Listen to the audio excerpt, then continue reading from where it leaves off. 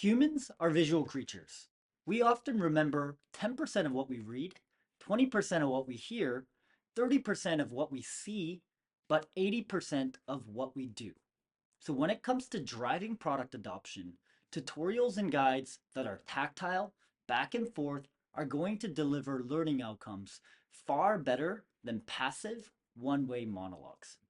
So by using Supademo to create product tutorials, you can easily let customers try, experience, and find product value in your features firsthand.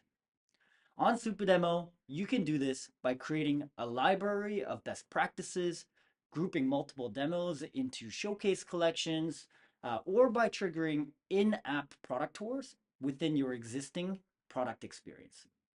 Instead of relying on video tutorials that are impossible to keep up to date, try sharing short, engaging, interactive demos to teach and guide your customers. Check out this link to see one of these interactive product tutorials in action.